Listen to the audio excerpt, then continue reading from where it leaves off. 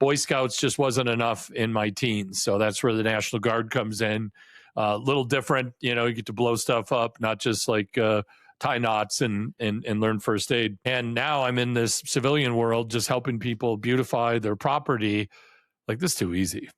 I can't believe you could make, 4 or 5 times the money with 100 times less danger and stress. Like a unicorn is rare. So like unicorns don't like to be penned up with jackasses. And I see it all the time. So like if we want to create a unicorn preserve, that's like the funny part of it, but that's real. I have teams that are 95% unicorns and 5% junior unicorns.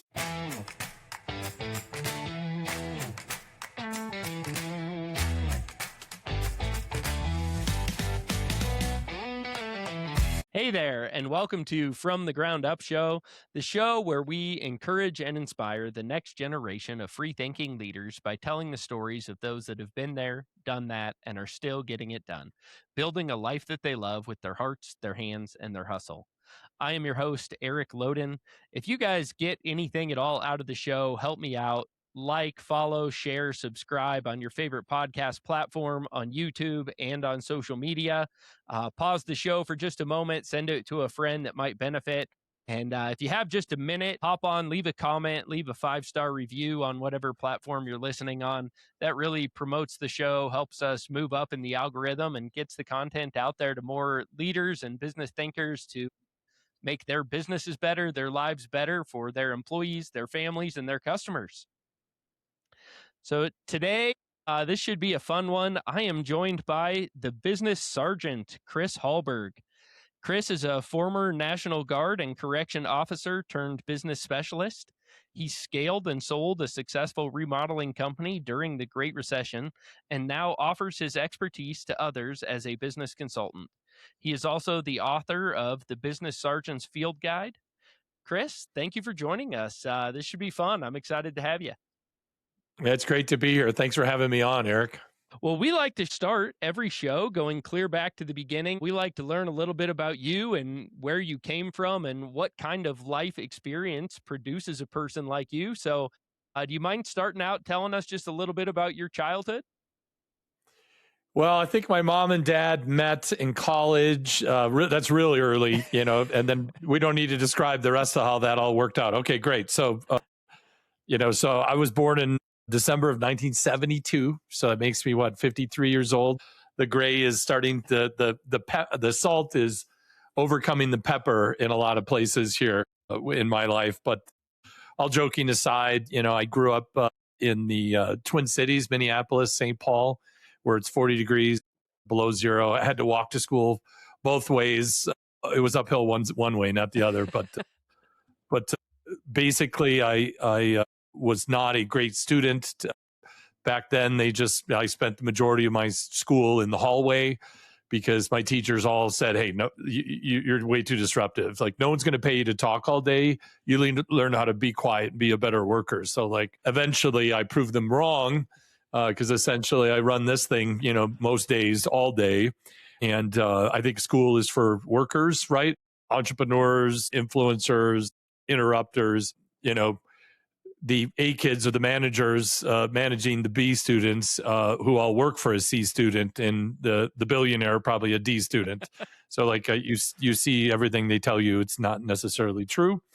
And learning disabled, neurodivergent, hyper ADD, got bored easily, but I loved activities. So I was like the president of my DECA thing in school and Thespian Society, student council, like basically a politician, like before that was a thing. So like wasn't a great athlete, but had a gift for the gab, loved bringing people together, leading teams, volunteer for anything. So Boy Scouts just wasn't enough in my teens. So that's where the National Guard comes in. A little different, you get to blow stuff up, not just like tie knots and learn first aid. So, I did a 9-year career in a bunch of different uniforms, full-time, 20 years old, super maximum security, prison, 5 stories underground, never been an escape even to this day. Super, super interesting place to be 20 as a corrections officer, By 23, made sergeant in the Department of Corrections at a medium security facility. So 23 years old, in charge of 100 inmates and 6 officers. Now my current age, essentially. So very young leader, uh, and volunteered for everything. Made rank fast everywhere I went because I have 2 speeds, on and off, Eric. My wife jokes she likes to hit me with a dart at about 9:30, 10:30 p.m. And like wherever it hits me, that's where you'll find me in the morning. All the way on, all the way off. Not a lot of gears in the middle, which can be a blessing. And it's also a curse, I assure you. So like basically the typical be quiet, no one wants to listen to you experience.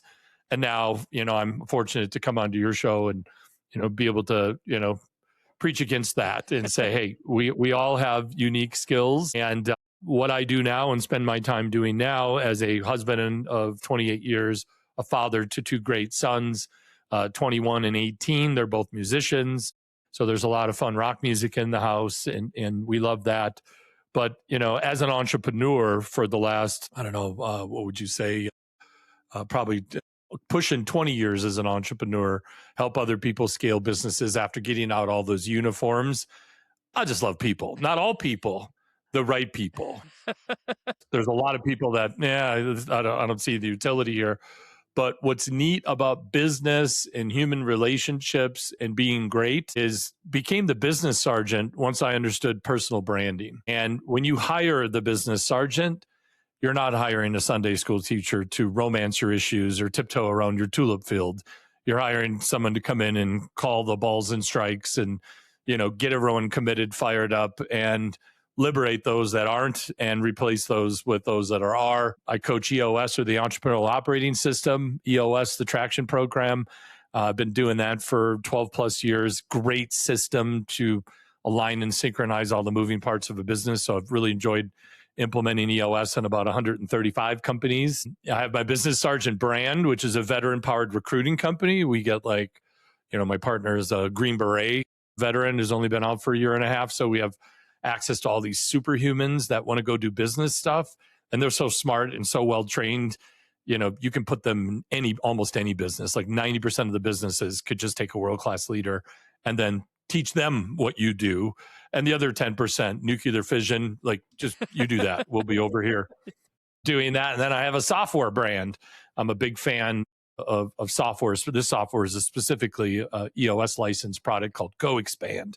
So I sold my last business, the energy efficient remodeling company, in 2011 when I had employees and stuff. And I've just been coaching CEOs and their leadership teams ever since. And now I have the software brand, I have the veteran powered recruiting brand, and I'm just having fun because I have what we call integrators in the EOS process, chief operating officers, presidents. I have a team that runs a software company. I come and go as I please. I'm talking about it right here. I'm doing my job as we speak. And then the recruiting company, like I said, I have a team that runs that. So I get to just be a visionary entrepreneur with 2 brands, and I still have basically a part-time coaching practice. So what does that all mean, Eric? That's a lot. Is I'm living the life that I've always wanted, that I can have a huge impact, spend time with people, be compensated appropriately, have time for other passions, right? That EOS life we talk about. And I'm blessed to be here to talk to you today, and be happy to share any of these tips and tricks it takes to build a world-class team. My clients do all the work. I just come up with some crazy ideas, and some of those actually are scalable. So that's the way I like to look at it. And like I said, pleasure to be here today. That's fantastic. I'm a little bit envious. I would love to be sitting in the chair you're in, and hopefully someday I can get there. But when I was working on a roof all day, every day, sweating in the hot sun, I was always frustrated that my clothes really didn't get clean. They would be stiff and uncomfortable to wear. The smell came back after just a few moments of wearing them. Even in a drawer, they would start to smell musty in a very short period of time. So I wanted to tell you about my new partner, Athlete Fresh. Athlete Fresh isn't your typical detergent that covers up smells with strong fragrances. Athlete Fresh dives deep into the fabric to break down the enzymes in sweat that produce that terrible smell. It rinses clean with no residue left behind. No more stiff clothes and no more smell. Check them out. athletefresh.shop/from-the-ground-up-show. I know you kind of hopped right over it there. You went from school straight into the National Guard. What was that decision like? Did you ever consider a college education? Was college ever on the table? What were some of the considerations you looked at? Yeah, well, I came from a pretty modest family, so the Guard and the GI Bill was the answer to that. But I had so much fun actually applying the skills that I had learned in the military police corps and the Army National Guard and the corrections that I found myself just doing the work that one would go to school to do, right?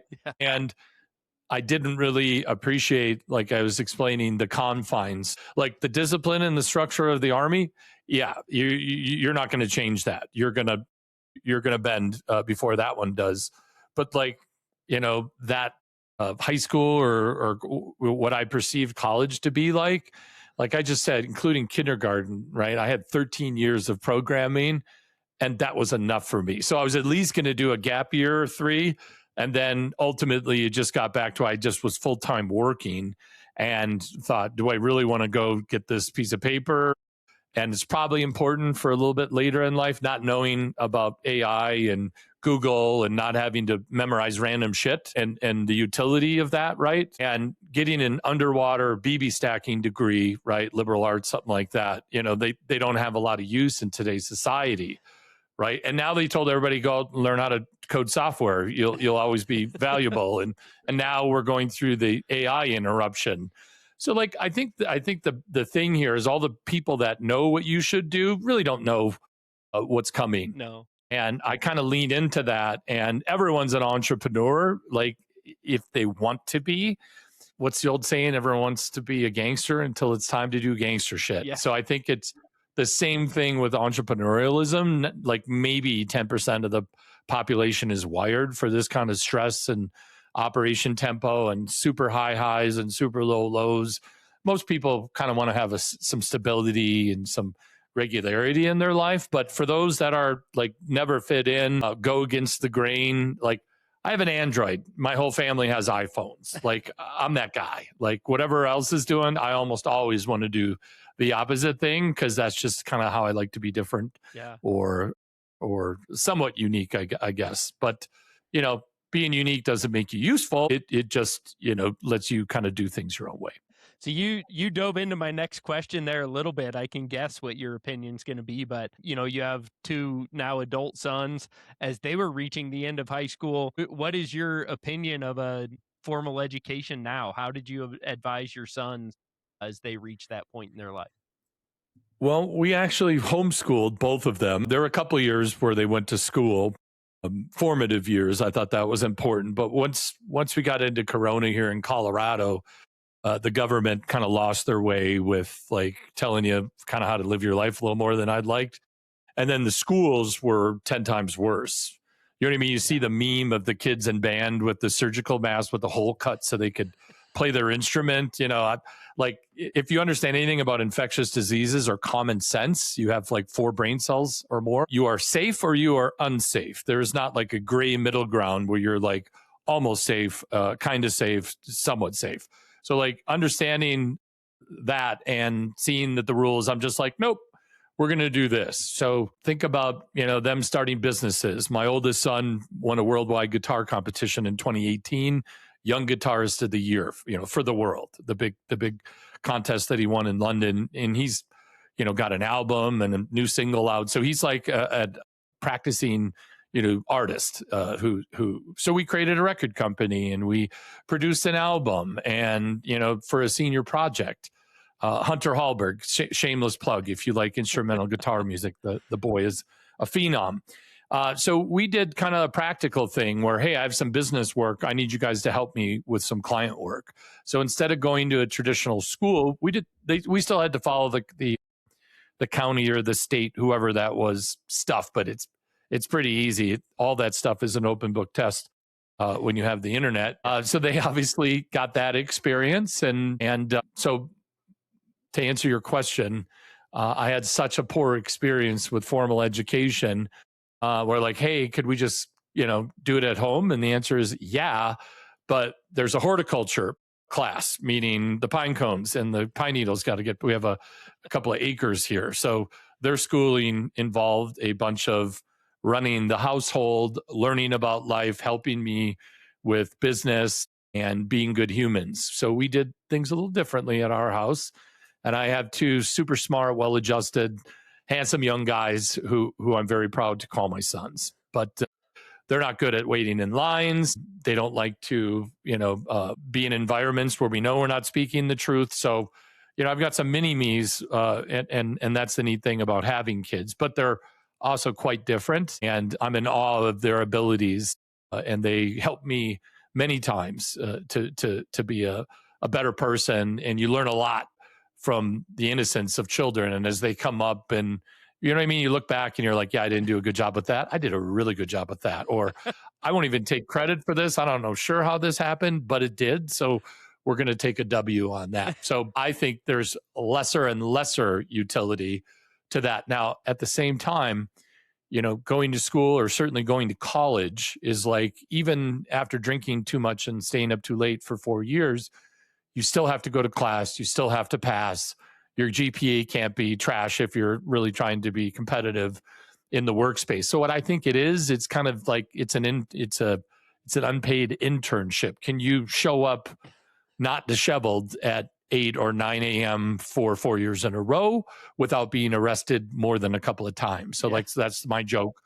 That at college and high school to some degree, lower school, it's about having to learn to interact with other humans. So I think if anything they missed, right, was that. But we had a cooperative, a homeschool group, and the kids that they entered homeschool with when they were 5 or 6 were the same kids they graduated with at 18. There's the same group of, shout out to all the homeschool moms, my wife included, who loved, just think about your school and my school. We went on 1 or 2 field trips a year, and they were the greatest days. Yeah. Every week, they are going on some amazing behind the scenes access field trip. So I actually think that their experience was pretty awesome. They agree when we talk about it. And I don't think, setting your kids to be programmed by people is necessarily the right thing to do. And now it's never been easier, right, to get access to information. So other than the social stuff, which we acknowledged and had a plan for that, so they were well socialized, because there's a lot of joke about homeschool kids. And I remember the homeschool kids when I was a kid, and they weren't the most social kids. So that was my concern, is that they were able to, find a pack and run with it. We were able to figure that out through Taekwondo and their homeschool group and, church and other activities to make sure they were socially rounded, if not academically rounded as well. Close friends. He chose to go the homeschool route. Him and I discussed that a lot. Both of us have similar opinions to you as far as school and how it should be done. And he said that, when he was growing up, there was all the jokes about the weird homeschool kids, and most of the homeschool kids he knew were weird. But when he sat down and really thought about it, the weird homeschool kids came from weird families, and they were just weird kids. And so he thought, is it that homeschooling made the kids weird, or was it just that the weird kids were the ones doing homeschooling when we were a kid? And I think having watched his kids grow up and the experience I have with my own kids, and as a parent, I think he nailed that. It's weird families produce weird kids, and it doesn't necessarily have anything to do with homeschooling. Yeah, I think you're right there. I mean, kids and adults and humans in general, I talk to clients all the time and say, listen, like, your job isn't to take broken humans and fix them. Your job is to locate unbroken somebody else's kids, right? And then onboard them onto your team. Because, well, how do I put this here? Society is not putting more accountable kids out on the street. I think, like public education, like the spending's up, but the results are down because it's bureaucratic, virtual signaling. It's become politicized and weaponized, and it's not a healthy environment where like free thinking happens, right? Mm. Universities used to be a place of great discussion. Now, if you think this way, or you get canceled. So it's like no longer. So I think there was an arc, right, in American society where all of that made sense. It's changed. And I think that one thing, social media and, democratization of media in general. And, it used to be Walter Cronkite said, and this is the news, and everyone believed him. Now, network news is not believed it's under 10% confidence because, they don't report on the news. They just give clickbait headlines. So I think like even young people today know that it's a lot of bullshit out there, and you get to opt in. You got to double opt in to the life you want to live. And like, I think about like when I was a kid, like having a bunch of tattoos, you must be a felon. Oh, you have a child out of wedlock, you must be this or whatever. And now we look at society today, and all the stuff people used to get so uptight about isn't even like a thing we worry about today. No. Now people are found other things to be uptight about, and they're equally as dumb, but they're just new things. So, society moves forward, and you know what I mean? We need our heroes, we need our villains. That's like the storyline of life as a human being. But, one could say, I wish we could go back, right? You get all the memes being a wooden spoon survivor, right? Born in the 70s, like fully like awake in the 80s and 90s. Like, I'm not going to lie. Like, I think these kids got a pretty crappy deal today. These high school kids are treated like adults, right? There weren't cell phones around, cameras everywhere. I would be in jail versus working at one. I have said that. You know what I mean? Times. From 16 to 19, if all that stuff was documented. So like, I think there's some advantages to being a young person today, but I don't know. I think it's outside of our control. And, your job as a human is to adapt. That's what humans are good at.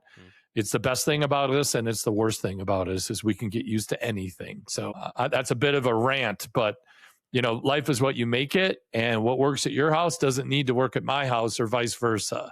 That's the beautiful thing about America, the land of the free speech. And it's pretty neat to be a part of, the greatest nation in history of civilization.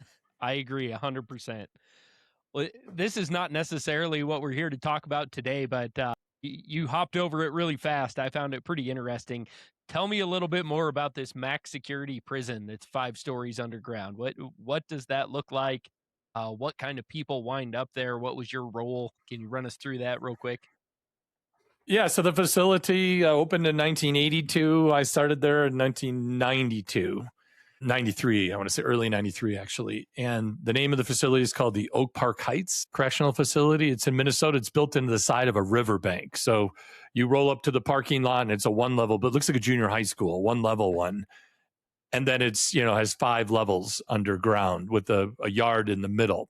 Never been an escape. The only way to get out of there is probably, by a couple of gunship helicopters, like no one's climbing out of there. High security, layers and layers of technology, and a place where at that Supermax tag, you have to do something really, really bad at another prison to be there. Okay. Or you need to be on the news famous for your crimes to spend your first couple of years there to high control situation. So it was the worst of the worst. Quite a few federal inmates that were escape risks at other facilities because they had money or gang influences. So lots of famous inmates, people they made movies about.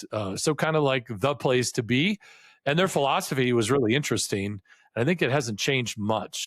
And it's a ton of privileges if you're getting along, and absolutely nothing if you're not. So it was a bipolar example of, all right, you're here for 400 years. Like, we're not here to punish you, right? That's not what corrections is. They're not really rehabilitating either. They're just kind of, you're on a timeout from the world is the best way to explain it. So the philosophy was unique. It's very low homicide rate per person. So it's a very, safe. I mean, don't get me wrong. They still have issues. It's a maximum security prison, but it was just truly kind of statistically an anomaly in the maximum security prison game. So it was more about respect and dignity and your reputation and talking to people, because when someone's got 5 life sentences, they can just kill you for being a petty, writing you up for this, right? Like guys they just snap, and they wouldn't even take them to court because they're already not getting out. So just imagine, right? There's guns on the roof, right? There's a perimeter, there's weapons that can come out, but day to day, correctional officers are unarmed because any of the weapons could be instantly procured by the 20-1 or whatever, 3 officers to 50 some inmates, one in a secure bubble, and the other 2 who are expendable. So you learn to be really good at de-escalating situations and speaking. Like, here's a quick example, right? Like being a rookie and being in that environment where some convict had, was a very senior gang leader, highly respected and feared by everyone, except for the new guy who's kind of feeling his uniform and, spent a few years in the Army National Guard and thinks he's big stuff, then noticing doing a line of searches like, hey, what's in your hand? The guy says nothing. And then you say, let me see. And then I just realized, I just disrespected this gang leader. And the coaching was after, next time, just say, open your hand. If you ask somebody a question and then you instantly don't believe them, that was disrespectful. Something sharp might land in your soft parts if you continue down that road. So that was a little kind of a wake up to be like, yes, we're in charge because they allow it. And, twice during my career, one disturbance there and another disturbance, we're not going to call them riots because we put them down in a matter of an hour or 2 in each location. But if you've ever lost control of a situation for even just a little bit, I assure you, not fun, not something you want to repeat. So to go through 2 of those and make it out the other side, respect is the currency. And that was the biggest kind of, okay. So when you work in a life and death environment for a number of years, you gain a certain respect for humans and their capabilities. So like a bad day at the office and a coaching session or, leadership team thing, this sucks, we're all going to die, or, we're going to what are we going to do? Like, hey, everybody, story time. This is like a wonderful place to be right now. Even though everything isn't perfect, let's have a little story time here. This is what a bad day at work looks like, right? You're, putting your insides back in, or, you know what I mean? You're covered in stuff and it's not a great experience. So I think that perspective has helped me kind of help other people see that I know you're making this a big deal, but it's really not a big deal. And as soon as you decide that this is no longer a big deal and it's not going to control you, it won't. Yeah. So really understanding, and you get a fair amount of time to, talk to people. And, I've learned a lot of life lessons from people that made a really big mistake. And when you realize that, like, 50 some percent of homicides are alcohol influenced, and, another percentage are drug fueled, these are some pretty normal people in a lot of cases, just made a really bad decision or 3 in a row. And now they're like in a place that, you think you're having a bad day. I assure you, they have a bad day every day, whether they want to or not. So that was just really kind of a lesson in humanity, not a course that just anyone can take. So I feel like that's some advantages, understanding the full spectrum of the human psyche, hope of gain, fear of loss. These are all interpersonal communication skills that I brought into the business world. And, they're effective. Man, I'm sure we could, I bet you have some stories. We could probably chat about that for hours, but. I want to take a moment to tell you about this episode's sponsor, MacArthur Company. As a former contractor, I know the importance of working with a great team. That team includes more than your employees. You need what you need on time and at the right location. Competitive pricing sure helps too. A good relationship with your supplier can make a huge difference. That is why I always use MacArthur Company. At MacArthur, you are more than just a number. You are a person, a customer, and a friend. With branches throughout the United States, MacArthur is big enough to handle your most demanding needs, but they do it with small-town service. MacArthur isn't another big box store run by a board answering to stockholders. They are employee-owned, making them one of the last independent suppliers, serving all of your commercial, industrial, and residential building envelope needs. Whether you're doing roofing, insulation, HVAC, or siding, MacArthur has you covered with great service and a personal touch. If great service and good pricing don't win you over, make sure you check out their customer incentive program, where every purchase earns points towards a free vacation.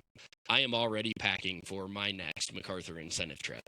Call or check online to find your nearest MacArthur warehouse so you too can enjoy superior service and start earning points towards your next vacation. Get what you need, when and where you need it. All the service without the hassle. MacArthurCode.com. I want to Yeah. move into your next big transition as you move from correctional officer into entrepreneur and business owner. What was the impetus for that transition, and what did that look like?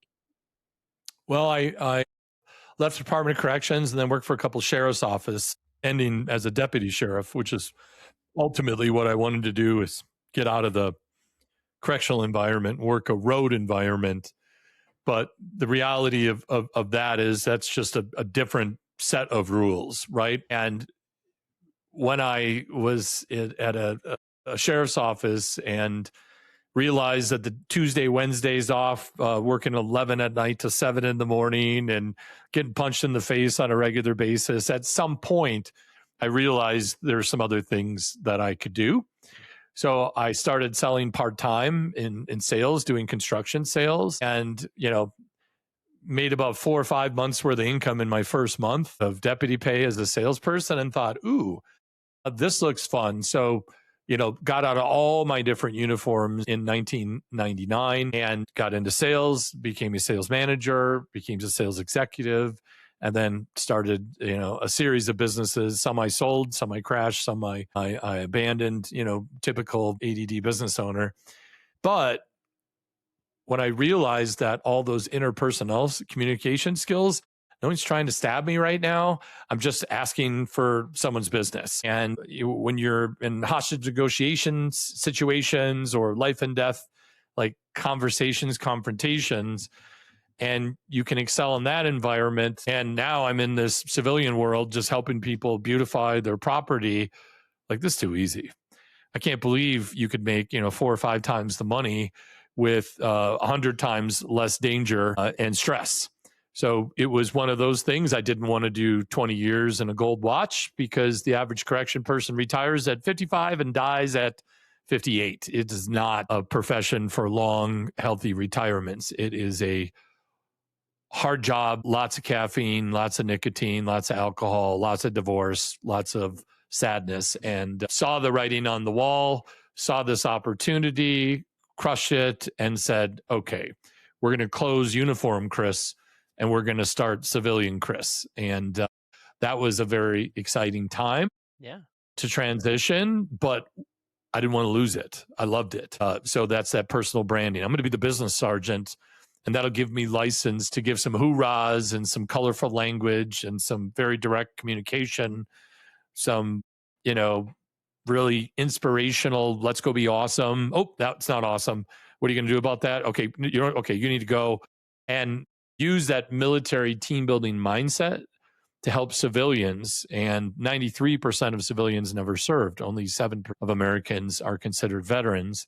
So it was kind of neat to bring like some of that style to folks that never experienced that. And it was fun for them, and it was fun for me. And now, 25, 26, 27 years later, almost 30 years, people still like the whole shtick. And that's all I know. It's just being genuine. And I think, leaning into who you are and being 100% your authentic self has been one of the most liberating, great life experiences. And I highly recommend it to everyone.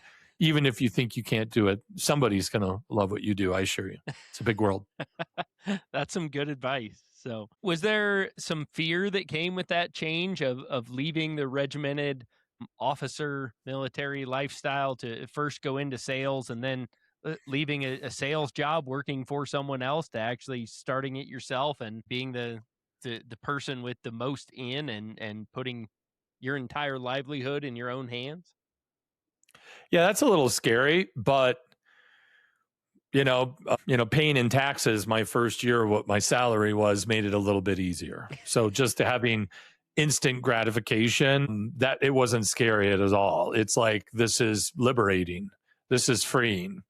Here are the rules. Don't break the law, be a good human, and have fun. A very short set of just basic civilian worker rules. So to me, I miss being part of the team. Like most people don't miss the pay, the hours, the weather conditions, the sleeping conditions in the military.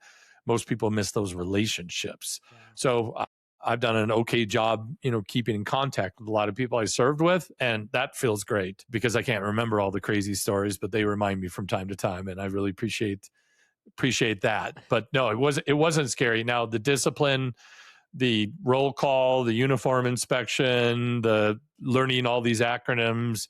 Here's the process for this disaster. Here's how we do this dangerous thing. Yeah, it's just, you just learn new things.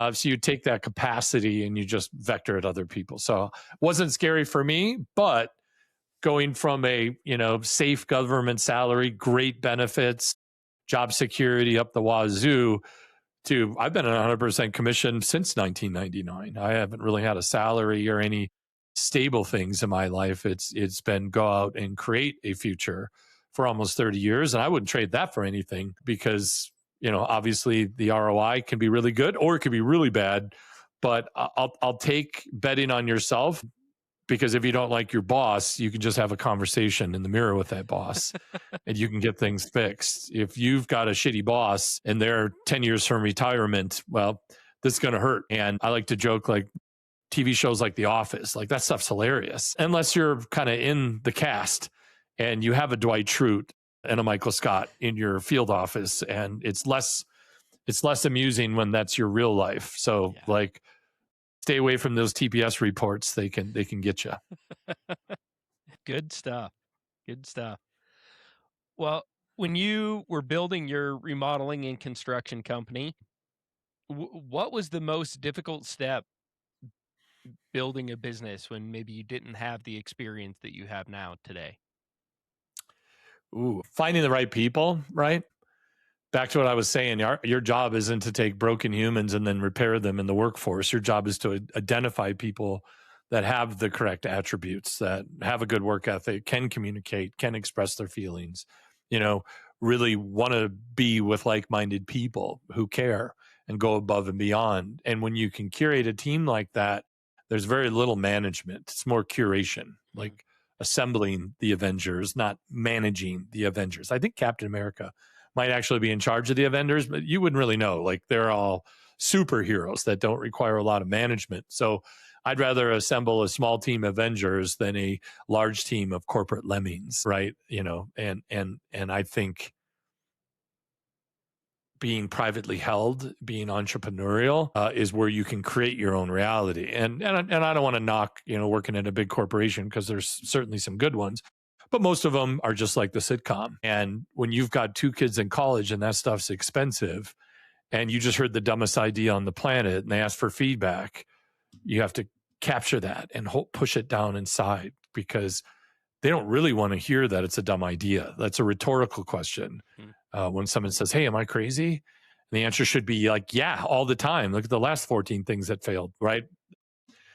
So I think like really creating your own world happens by you having enough control over it, even if control is a construct. And we could get all esoterical and spiritual about what do you really control.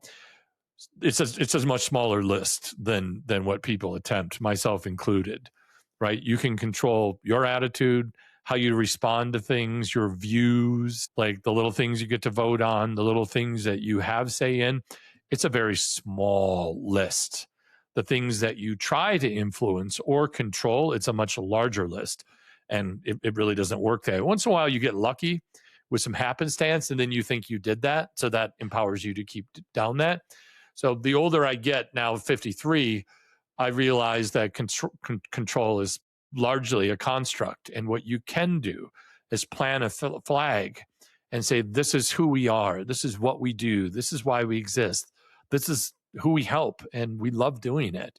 Are there any of you else out there who feel the same way about this? And then a few hands raise up, and then, you can come in. Other people are like, yeah, it's cool. I can take it or leave it. Ooh, there we are. So when you spend a third of your life with people, that would leave for another $1 an hour, that's a very mercenary, very, subjective experience versus, the best teams are slow to hire and quick to fire. Most teams are very quick to hire and very slow to fire. So not everybody feels the same way I do, and that's okay.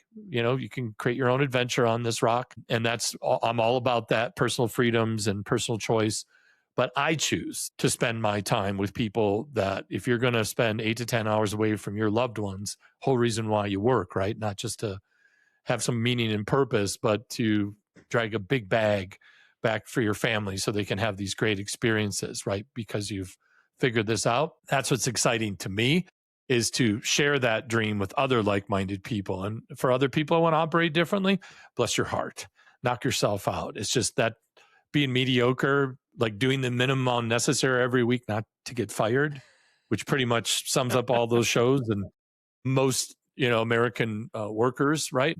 That never appealed to me. Go big or go home was kind of how I was raised, or that was kind of my ethos. My spirit animal as a child was probably a lion or a tiger or some other animal that's pretty, but you wouldn't want to hang out with one for a while. So I think, people burn at different pilot lights. You know what I mean?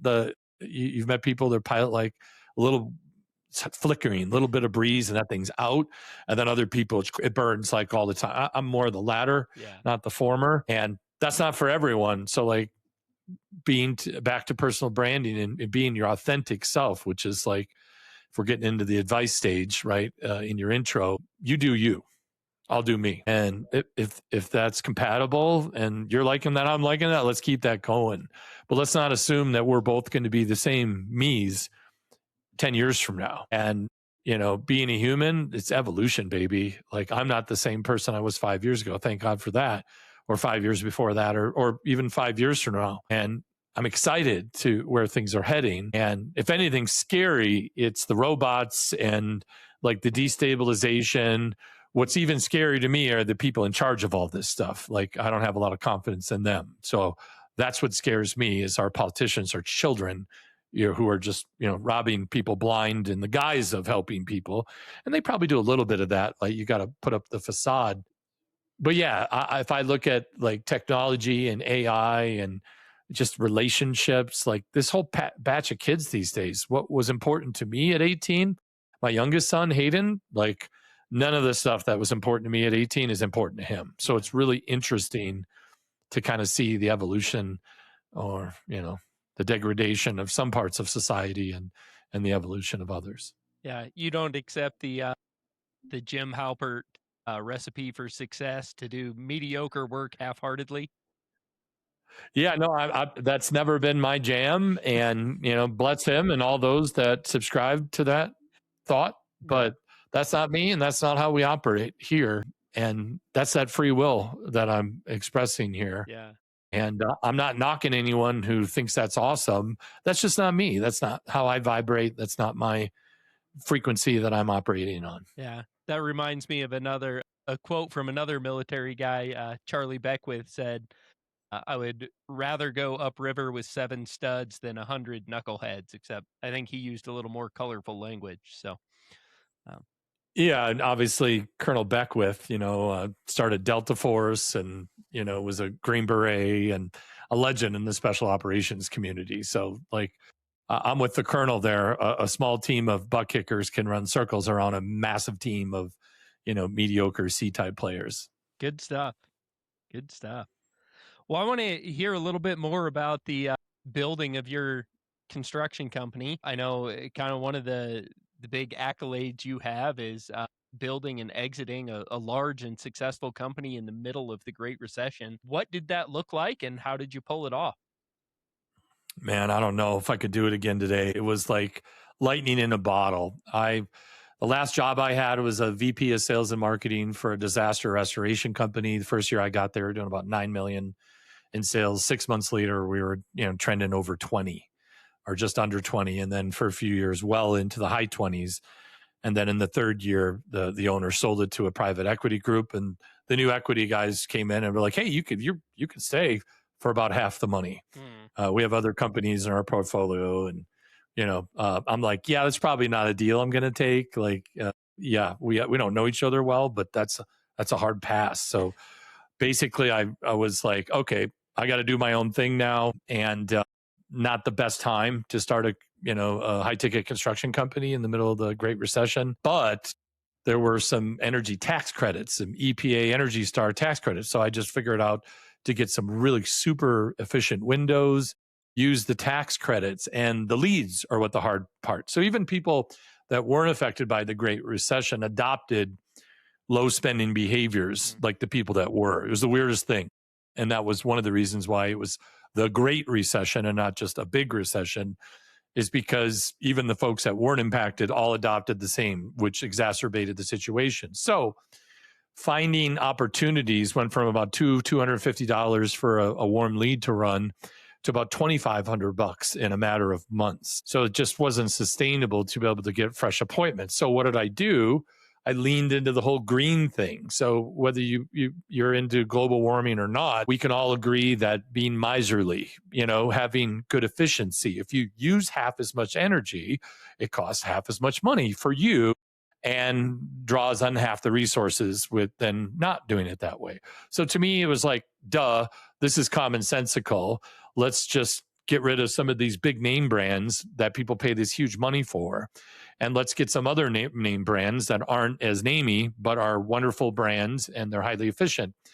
So finding marketers that would go out in Minneapolis at night, in the dark, in the cold, in the winter, not easy to do.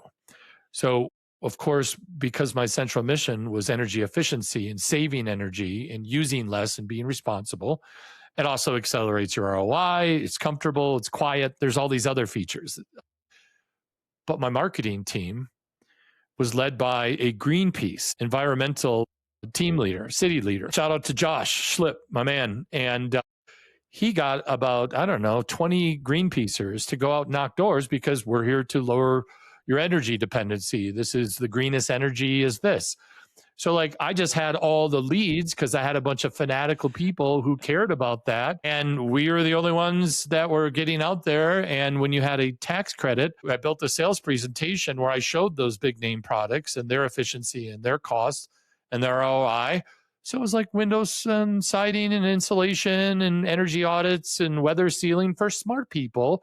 Like, you can do it this way or you can do it this way. Like, oh my God, I can't believe this.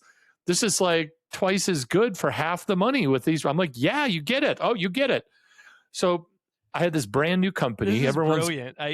You don't strike me as a Greenpeace supporter or person yourself, but to partner with them in an aligned vision like that, yeah, that's just brilliant. I have no other words. That's amazing. I love it. Well, it was counterintuitive, right? Everyone else, they had these programs, but everyone was broke. It was the recession. I can't spend money.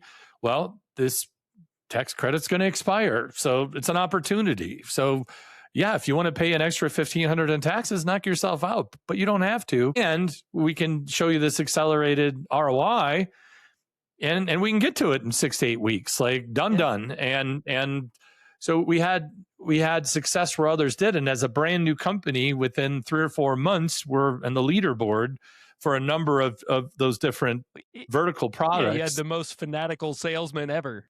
They're not just working for a job; they're working for a mission. Yeah, no, and the other thing that I did, which was very different, is most people treated their canvassers, like, and when the carnival's over, let's go find these people, or let's go to the jail and see who needs to get bailed out. Like, it could be kind of a rough space, I'll just say politely, okay? And these aren't folks watching your house when you're on vacation. Yeah. Okay, let's just throw it out there. The average door to salesperson, and I'm generalizing, and I apologize. There's 10% of those folks that have all their teeth and don't have 14 felonies. But at the time, the demographic was pretty rough. So canvas crews, by and large, were a bit of a crapshoot because they were coming in drunk, high, or calling in, I'm in jail. I'll be there on Tuesday, my lawyer thinks. And so to find a highly educated, fanatical about the environment group to go out and do a very hard job and do it gladly, yeah, that's different. But everyone in the industry prior to this recession would pay these folks like minimum wage and like 0.5% or 1% of the contract total. So think, $200 on, $20,000 or something, like small, but, adds up. When the leads got hard, I just took the sales commission and lowered it and said, look, listen, if you want to go out and knock doors and get your own leads, I'm going to give you a little bit more for that. These company leads are in really short supply. So paying you guys full freight to sell the most valuable, hey guys, go to the fancy restaurant, lobster says market price. Okay, so the market price for a lead has changed, right? Since we're not fishing for lobster like we used to. So I think it was, so it was 8%, it became equal. It was 8% of the contract to be the door knocker. So if we sold a $20,000 project, that's like a $1,600 check. And the Greenpeace folks were used to working for almost no money because of their passion. So now they could go out and save the world and make crazy money doing it. That was the second piece that really made the rocket fuel. So our Canvas team continued to grow. I think we had 20 some people when I sold the business. And it's because they were paid for what they brought and they were excited to do it. So I had all the leads when multi-generational, huge $20, $30 million businesses were going out of business. And within 3 months, I was leading several manufacturers' sales boards. So that got some attention. And eventually one of those larger manufacturers, said, okay, you don't need to run this business. You need to show us your system. And then I want you to teach the system. And we want to license this approach across other brands that we represent. So, I basically sold the company quick to another operator and went on to this joint venture. And several companies today still sell with the systems and the process and the, elevated, high touch, high data, common sense selling versus high pressure. What's it going to take to get together? So it was really cerebral, and it just built this is a no-brainer argument, because it really was. If you took the time to explain all the components and then had world-class installation and beautiful warranties and like 5-star rating, hundreds of jobs in a couple of years, all, really, really well received. So it was a lot of fun, but if I was just going to do what everybody else was doing, wouldn't have made it. Like being the new guy in an environment that is really beat down, and the guys that have been there forever that never had a downturn, they were laying off half their staff, 3/4 of their staff. The only way you can do something like that is to be really interruptive. Yeah. And everyone said I was crazy and it wouldn't work. Of course they did. But I'm like, I got 6 months to a year to prove this, yes or no. And if it doesn't work in the year, I'll just go lead somebody else's team like I did successfully in the past. So it was really kind of a lower risk thing. And, I built that business for 5 or 6 months before I ran my first appointment, because I knew I was going to have a team. We were going to do things differently. So it wasn't like never swung a hammer. I never set one screw on any one of those jobs, and for good reason. We had professionals doing the installation. That's a great story. I love it. There's a lot of wisdom in that, and a lot of unique angles. You mentioned that you kind of sold that business relatively quickly to pursue yet another opportunity. It was less about exiting the business and more about the opportunity in front of you. What did that exit look like? Was that still a successful exit that you were pleased with? Yeah, I mean, it was successful, right? But it wasn't optimized. Okay. Right. So if I said, all right, I got a year to prep this for sale, I'm going to get myself out. It was like, I have this opportunity. Well, I can't do both of these. And the truth is, I really didn't enjoy operating the business. I'm more of a visionary. I like to start businesses, right? I don't necessarily like to get in the day to day. And when your crew has roofed the wrong house, right, and the owner of the right house shows up at their lunch break and calls you and say, you're doing my neighbor Bob's house, eating those $10,000, $15,000 mistakes was like, I really don't enjoy this. That's why we have a photo right after that incident of every house with clear address and, written what color it is and what the address is, and then a photo showing those same elements. That's something I learned in the military. I have experienced that exact same mistake. Yeah, I mean, think about the homeowner who's getting a free roof and didn't say anything. They were home, didn't stop it. They knew like, hey, will at least give me half for this? Nope, that's not how it works. Like, yeah, you're right. This is our mistake. So hopefully you like the color. Yeah, I didn't stop them. I thought the color was great. So, yep, that's where if you know anything about contracting, right, and if you have the same experience, it sounds like you do, Eric. If you look at the back of a contractor's contract, all that 4-point font, like the more text on the back of there, it just shows how long they've been in business. Because, you know what I mean? There's a reason why there's small print on the back of construction contracts, because some contractor bled a bunch of time and money and didn't want to do that a second or a third time. Yep. Oh man, what mistake have you made that cost you the most money? Oh goodness. Like being in a bad partnership. Like it's an arranged marriage sometimes, and not a good one, even though it's, it's optional. Things look this way, like equal partnerships. There's no such thing. Just the way humans are, nothing's equal. Someone's going to outwork the other one. Someone's going to add more value, like without having that discussion up front. And right, equity should be more about initial capital risk. There's some sweat equity for sure. I get that, but don't confuse the ownership with the leadership. Having equity in a company also, they're an owner, they don't have to do it like that. Like a family business where if your last name is this, here's a small set of rules. If your name is that, all the other names except for that one, it's a very long list of rules. And so I would say, like, not being selective enough with partners, or realizing, like, if I did a partnership where I was a perfect third, and the two partners had done business together for 10 plus years. So when you enter an existing partnership as the minority, the 66.66 carries the 33.3 every time. So it really wasn't an equal partnership, even those three people with equal partnerships.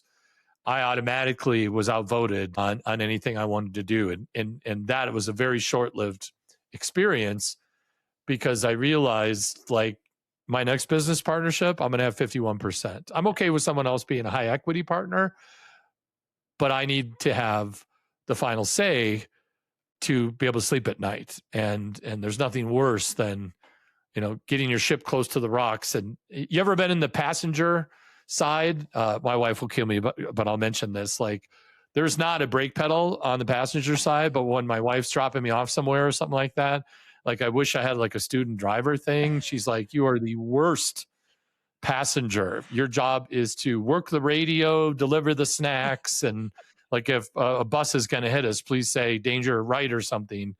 But anytime we go anywhere, she's like, okay, here are the keys, you're driving. Because I'm not somebody who's a good passenger. I'd rather, have the wheel. And being in a business partnership feels like heading towards a wall and feeling like the break point is here, but not feeling the brakes for another 100 feet. Yeah. And that's not an experience that I really care to spend a lot more time in. But you can't be the major every time in the business world. So if you have a great partnership agreement, or, you know what I mean, you have partners that you have a past with, you can mitigate all of these concerns. But at the end of the day, people are in different seasons of life, and there's only so many F's to give. And once you've ran out of F's to give, you operate differently when you give an F about everything, when everything's important. A little later in life, you realize it's not. So I would say some early partnerships that sounded great on paper were like, we're going to crush this. Getting in an echo chamber with a bunch of industry experts, like, how can this lose? And failing to test that to the actual end users who are like, this is a dumb idea. Yeah. Right. So second idea, right, is getting stuck in your bubble, your echo chamber. First one is being in that echo chamber with the wrong people. So if I could add 2 to 1, that would be the one for me that didn't feel great at all. Okay. Is there an opinion that you once held strongly that you have changed as a result of your experiences? Yeah, thinking back to what I started, changing people, right? What's the quote? I don't know who said this. My apologies. You can't change the people around you, but you can change the people around you. That's good. That's a great, you know what I mean? Yeah, I have not heard that one before, but I'm going to repeat it. Yeah, I stole it. It's not original by far, but like, you can't change the people around you, but you can change the people around you. Like I know that sometimes it takes a couple of times to hit, but it's brilliant, that quote, because like that's what I've learned. It's that curation of a team, not necessarily building, the bad news Bears into the, World Series champions, because that's a movie arc. That's not really realistic. The World Series teams, right, are built and curated, and there are 5 or 6 years of building a team to go to the Super Bowl or the Stanley Cup or, the NBA Finals or any of these other sports teams. Not every year you're fighting for the trophy.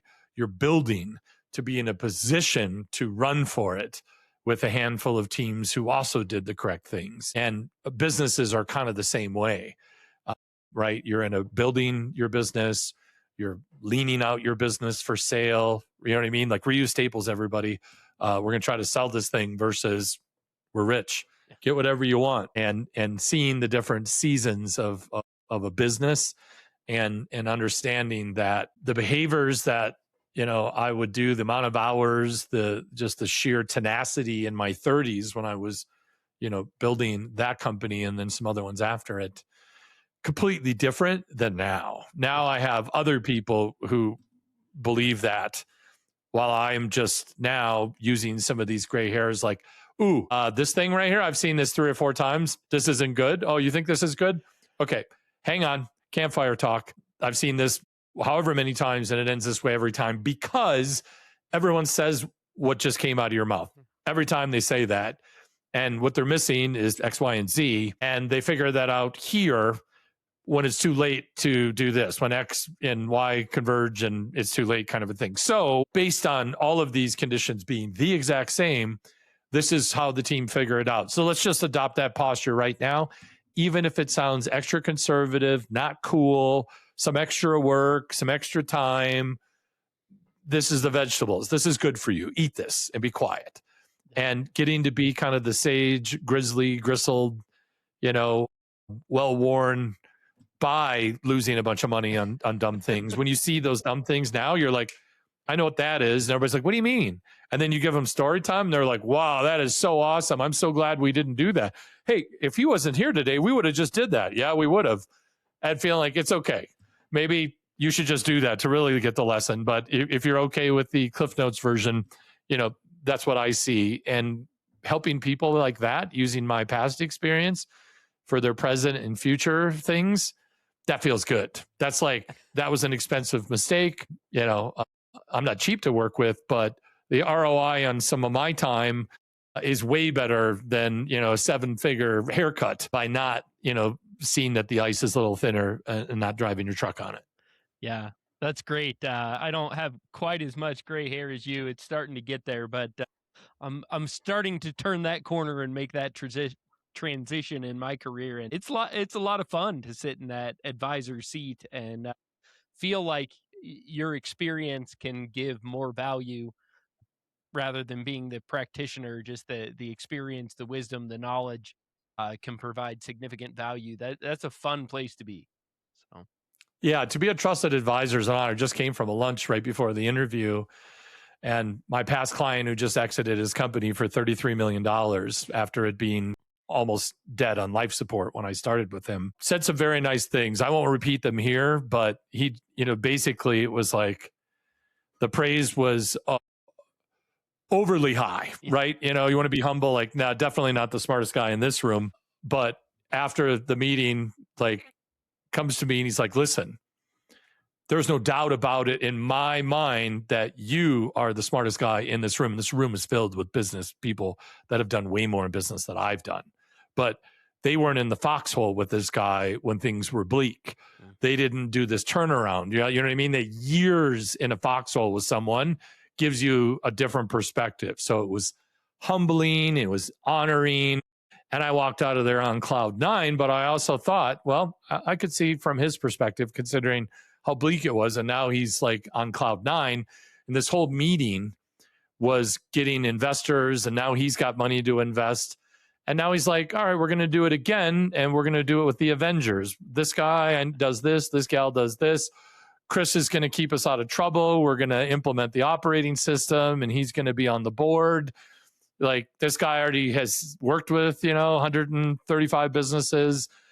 A lot of them in the space we're about ready to embark in. So like, I like our odds with Chris on the board.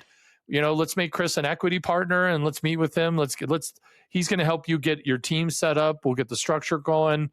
And, you're going to see some Chris, and I'm going to feel much more comfortable deploying almost all of my capital because he's involved. So like, that wouldn't have happened 15, 20 years ago. You know what I mean? Like I didn't have those experiences. So it's weird because at 53, I still think I'm 33, like in every department. And I'm starting to learn, and that's part of it, right? Just be in your own little world, and no one can tell you that.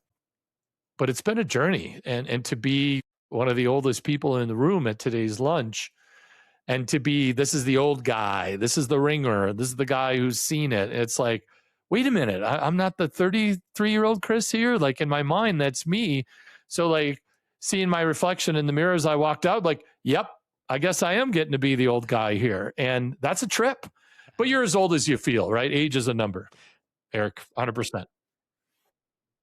Yeah, my background is in roofing, so I can relate to that. The age I feel like is very different than the age I am, which is very different than the wear and tear on my body. Yeah, well, if you spend any time on the roof deck, then yeah, that is a young person's sport all day long.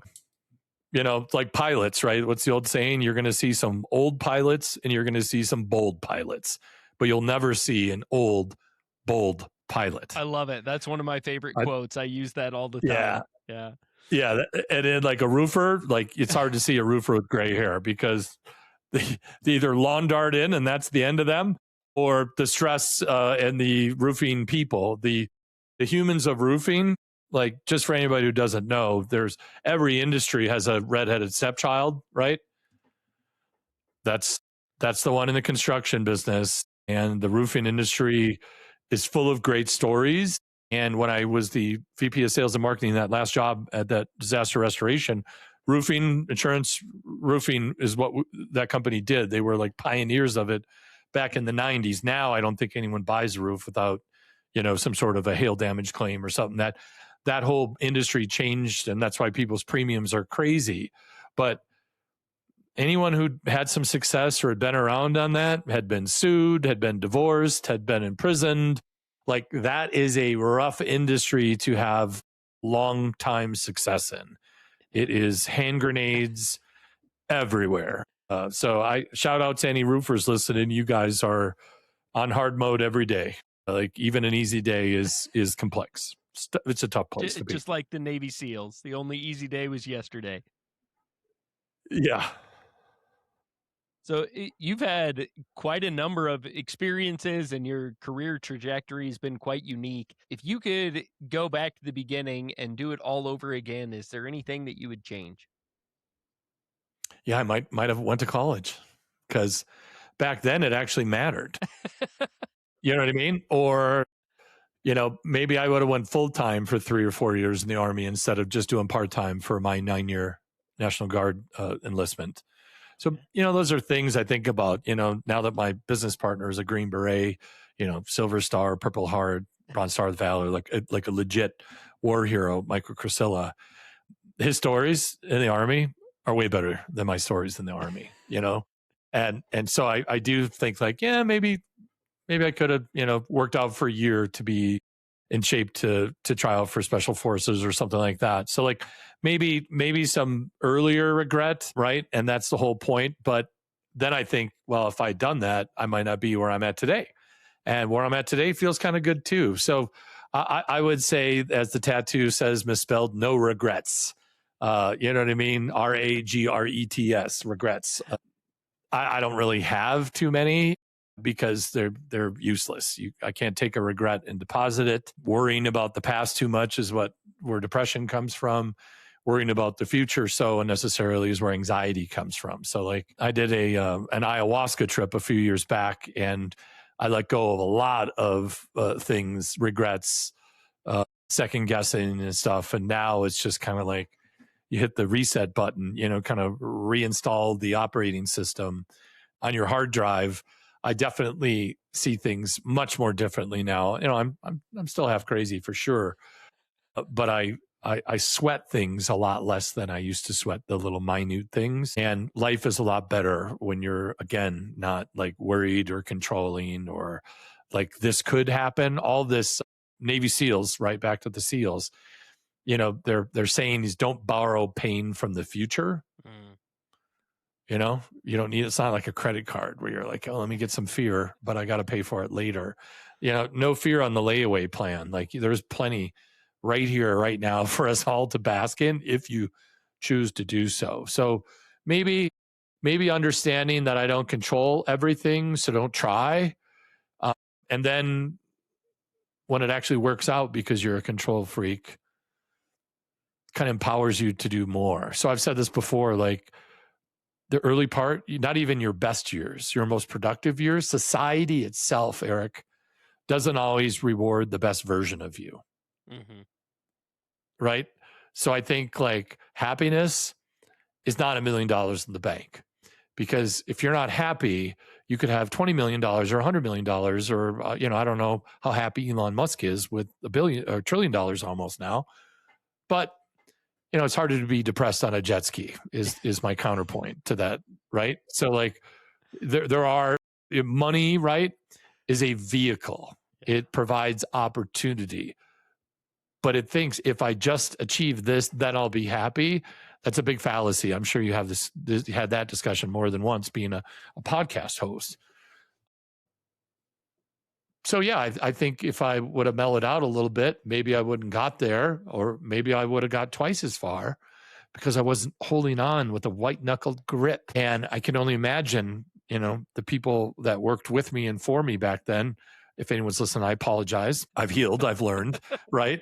But at the same time, sometimes I meet those people and they're like, man, you were wild back there, but I learned so much. A lot of it was like what not to do, like, which is as a leader, like I learned more from probably bad leaders than I did good leaders. But but this was really good, and this has helped me, and thank you for that. But yeah, I never wanted to do all that stuff you did, because I thought it was crazy at the time, and even more so now. And now, with the benefit of hindsight being 2020, I would agree with them. So yeah, not trying to control everything, squeezing everything till it bleeds its last drop, being okay. You know what I mean? With being okay with being okay, I think is something that happens a little later in life when you realize that maybe you don't have some great relationships because of how you were, or you didn't communicate really well, or you steamrolled 1,000 people. And now, that's their recollection of you, and re-engaging with people and people saying, man, you're completely different. You still burn pretty hot, but you're more chill about it, or you're less like holding on so tightly. There's an old saying, right? You can't want things for other people more than they want it themselves.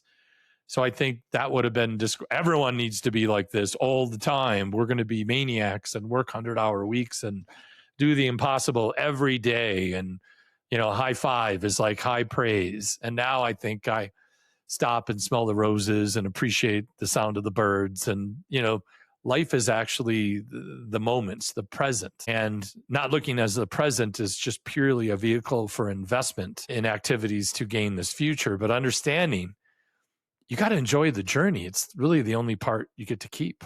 Yeah. So this is a little bit of a left turn, but you threw something out there I know almost nothing about. What is ayahuasca? What was that? What did that do for you? Yeah, it's not common in the roofing industry, but there are other. So it is a thousands of year old plant medicine therapy that happens in the Amazon, right? I went down to Costa Rica, and basically it is not a recreational drug. This is not a fun experience. Think about projectile vomiting and diarrhea for 4 nights in a row, all night long. So this is where you take a root and a leaf and add them together, and the active chemical is DMT. Like when someone's about ready to die, they had this bounce back or this life review or any of these out-of-body experiences. They're like, you have DMT inside of you, but it's a very small dose. So it's like, basically, if you have a mother load dose, you kind of go back to your childhood where you lost your innocence. Wherever you lost your innocence, you kind of try to go back to that moment and reattach your soul. And then, show me what I've become, merge me back in my soul at all costs, and heal my heart are the three intentions that you get to 1, then you go to 2, then you go to 3, and then you feel like $1 million. So it is work. It is, I wouldn't say it was fun, although there were some fun parts, but not like, let's do mushrooms and go to the Walking Dead show or something. It's not like that. So basically, you just purge one way, the other way, or both ways if you're lucky. And just feeling horrible and retching all this stuff out is purging the bad energy, the bad thoughts, the pain, the guilt, the suffering, the anxiety, the depression, trauma, the abuse, all the stuff, chemical dependencies, all those things. When you go through like a week of intensive things, it's life-changing because you just leave a bunch of dark energy weights behind that don't serve you. And it is the way it was pitched, and it was pitched by Ron White on Joe Rogan's podcast. And Ron White, the comedian, had a pretty big trouble with alcohol, and then he started a tequila company, which is a great idea when you're an active alcoholic. And that wasn't working out for Ron, so he cleaned himself up a little bit and then went down there, and he hasn't had a drink since. So I was just up later than I should, stressed out about the world. And it's like, he told Joe Rogan, well, it's like 10 years of therapy in 1 week. And I'm like, that sounds like me. That sounds like the fast pass at Disney, or, you know what I mean? The express lane. I'll drive in any express lane. I'm a big fan of, living my life 10 or 20 minutes earlier than bumper to bumper traffic. So there's small things in life that I'll upgrade every time, and fast and sure is too, for sure. So I just basically went down there, and my father passed away on like Monday, and we were his hospice team, and that was traumatic to lose your pops. And be with him when he passed was a gift, but it was also a very tough weekend of watching someone you love very much die. And I was scheduled already, months ago, to go to this Arrhythmia Life Advancement Center, the top place to do ayahuasca in Costa Rica. And I'm like, I should probably cancel and just deal with this stuff. But his funeral wasn't going to be for a couple of weeks. And I'm just like, let me take this fresh trauma with the old trauma and see if I can just batch it all together.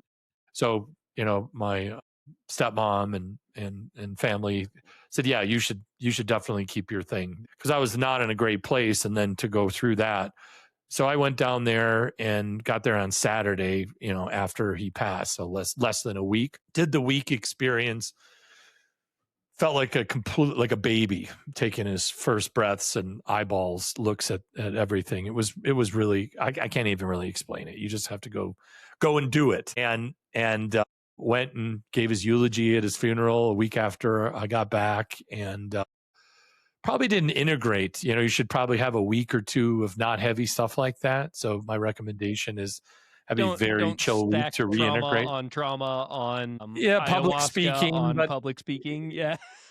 Yeah, but I'm a professional public speaker, so to me it was like less so, right? And I lost it in my rehearsal an hour before the speech, but somehow just looked over the top of everyone's eyeballs into the back of the room and made it through in one piece.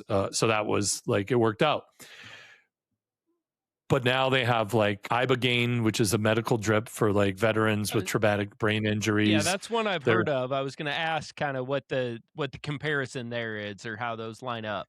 Yeah, so like I think Ibogaine is a pretty rough run, but it's highly effective. It's a very big treatment, but there's like not just the Ibogaine, there's a counselor and you're talking through things. Ayahuasca is like, go to your mattress and work this out between you and the bucket in the bathroom and another glass of this stuff that tastes like dirt until the spirits show you where you've kind of lost your way. And I had this huge purge during ayahuasca, and I saw SpaghettiOs arranged in a word. What have I become? And there it is. And that's weird. So I'd never done any hallucinogenics my entire life. It just wasn't my thing. So to go from none recreational stuff to the top of the mountain, which is like a plant medicine experience with the experts for 4 nights in a row. Yeah. I think it was a life-changing experience. And, it'll be 3 years in August. And I'm thinking about a return visit. I think like there's a couple of coats of stuff in the last 3 years. So like remembering how I felt, I also remember how I got there. And it's like, oh boy, but juice totally worth the squeeze. No pun intended. Okay. So is that something you would recommend for everybody? Only people really struggling with something? Yeah, I mean, at the end of the day, I think everyone should do it on their 18th birthday because we're all, hurt children. And back to this whole premise of being separated from your soul, the premise down there is from 4 to 7 years, you lost your innocence. You got bullied, you got abused, there's divorce, trauma, death of the family. Like, oof, things aren't sunshine, ice cream cones, and unicorn horns. And everything changes when that happens. So to kind of reunite and replug in that cord and kind of get back to that fun, playful, not so jaded, like anyone in law enforcement, corrections, law enforcement, the military, first responders, firefighters, EMTs, like you're looking at really gnarly stuff every day. And even if you've gotten good at suppressing that pain and suffering, it's there. So I think anyone who's had any of those things, the vocation, personal trauma, and trauma is not like a sport, like, yeah, that's about a 3 on the 10 scale. Like it could be your 3, right? Could be my 10, or my 10 could be your 2 or 3. So all this stuff is relative again, but I think without it, I wasn't doing good. That's putting it mildly. Like drinking a lot, being really sad for no reason, being very dark. Like it's not a healthy, happy place to be. And when your friends and family are noticing that, hey, you're extra salty today. Like what happened? Who peed in your cornflakes this morning? Then you realize like, all right, this is a problem. And then after you get back from that experience and people are like, oh my God, I can just see like a whole glow around your whole self. You are so much brighter and so much more interested, and you know what I mean? Like you're not so go, go, go. You're like, tell me more. And old Chris would be like, is there a point? Stop circling the airport, land the plane. I need a point, So I don't know. For me, it was good. I don't know if it works for everyone. I think it's highly effective. So if you can gather up the courage to go do it, and if you're carrying around things that don't serve you anymore, highly recommend Rhythmia. They've done like 15,000 patients or something like that in 10 years. So I wanted to go to the place with the most experience, doctors on staff. Oh man, for something like that, you don't want to be somebody's first some patient. Weirdo's basement in Boulder, which is the other way to do it, which no, that didn't sound good to me at all. Yeah. Well, you said something a minute ago that hit me. You said you've learned more from bad leaders than you have good. What is the resource or the source of the most significant growth for you? How have you improved as a leader? Well, I think learning from bad leaders, when something happens and you're just like, is this happening for real? And everyone's looking at each other and like there's low trust. So you can't say anything because you stick your neck out, somebody might just collect it. Like, so let me talk about another consultant, Patrick Lencioni. Pat Lencioni's 5 dysfunctions of the team. Like he's got, if you want to talk about team health and just being a great leader, like Pat's work is seminal. Like it is awesome. He is probably also the best clean comedian. Maybe Nate Bargatze could give him a run, but if you ever heard Pat speak, he's hilarious and he doesn't swear at all. So basically he's got this trust triangle, these 5 dysfunctions. So the first one at the bottom, the basement, is trust. So if you can't be vulnerable and I can't trust that you're here for the right reasons and you're doing the right things, and I have to assume positive intent that you're not trying to, steal from me, take from me, or subvert me, or hurl over me, or whatever. Then when you can be vulnerable, like in those bad boss situations, like I want to say like, excuse me, it sounded like you all want us to kill ourselves for your benefit. Like that didn't where's the, where's the equity in this situation? Right. But like anyone talks, you're fired. Like we all need our paychecks. Like what 60, 70% of Americans are paycheck to paycheck. So it's really hard for people to stand on their morals when your house, car payment and whatever is due. Like, let's just be honest there. So what he says is, if you can't be vulnerable and we can't speak the truth, then you can't get to the next one, which is conflict. Not F you, no F you, no F you more. Unhealthy conflict, but actual, hey, love you, man, but that's whack. I think you've completely glossed over this. You forgot this. And the way you just said that to Mary, you should just apologize right now, and then we'll move on. Versus the, oh my God, I don't want him to say that to me, so I'm not going to say anything, right? Conflict. And growing up in Minnesota, long ago, the land of the passive aggressive people, like, oh, that's wonderful, dumbass. Like as soon as you turn around, that's like, I grew up around, you ever meet somebody that grew up in New York City? F you, no F you too. Like, oh, that's a greeting. They like each other, right? It's completely. Then the South is like, oh, bless your heart. And that's code word for damn, you're dumb, even for down here, right? All joking aside. And then, the West Coast is like, it's cool, bro. So like wherever you came up. Anyways, Midwesterners are known for being passive aggressive. And we all saw Bambi and Thumper's mom saying to Thumper, if you don't have anything nice to say, don't say anything at all. So like that whole thing. So we can't get into conflict because we're like, no conflict.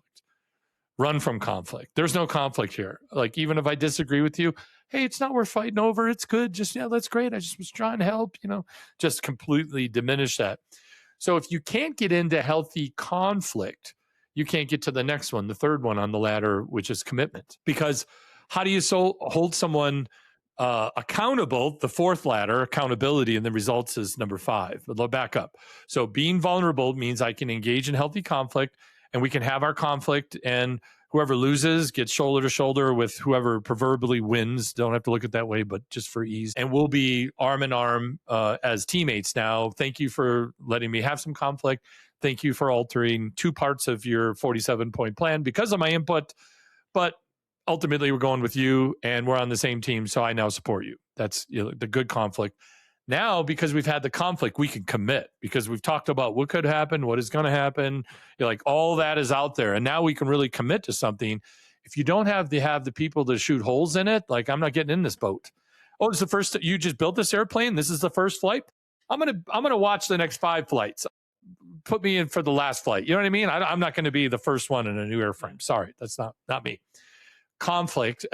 Then we get to commitment. I will go in the 100th flight. That's more of my commitment level for that example. And then once we have that commitment, then the accountability, the fourth one, happens almost automatically. And then results is at the very top. So most people bring me in, I want my team to be more accountable. And I'll just be like, well, how's the trust? What do you mean? Like, well, if this meeting sucks and it could have been an email, could someone say that? No, you would probably get fired for that. Okay, then that's why your team isn't accountable, because there isn't a safe place for them to have healthy conflict the second run. And because that no one's really committed, and because they're not committed is why they're missing deadlines. Because at this point, it's easier just to go along to get along than it is to stop and say, hey, this is why we're failing. And it's because of you, boss, or it's because of you, Jeremy, or it's because of you, Mary, right?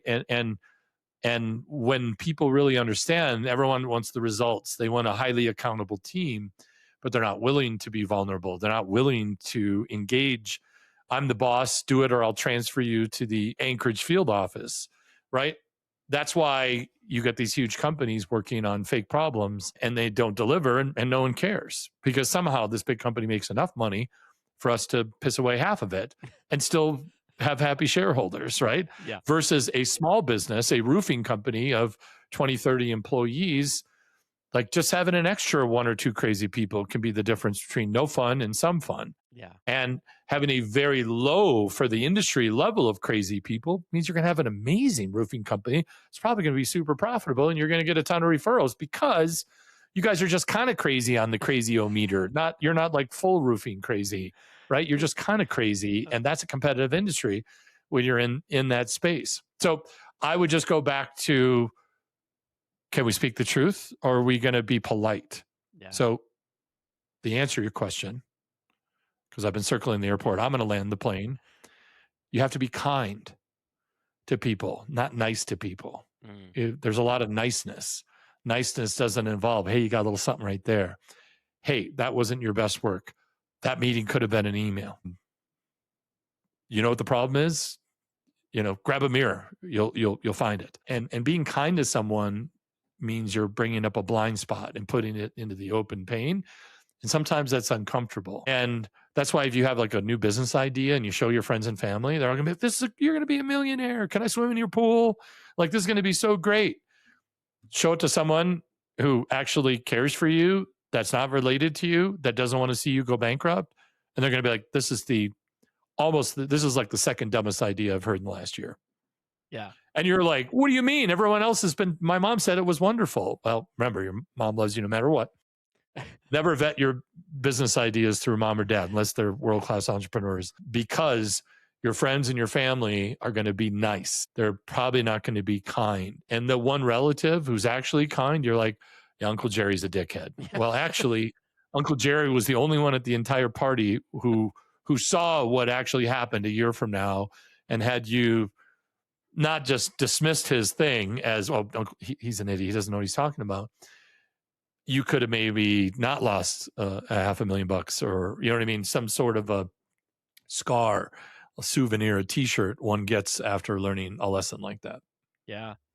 I know you brought it up a lot there, and I know this is something you really talk about and work on in your coaching and helping other businesses, is accountability. What do most companies misunderstand about accountability?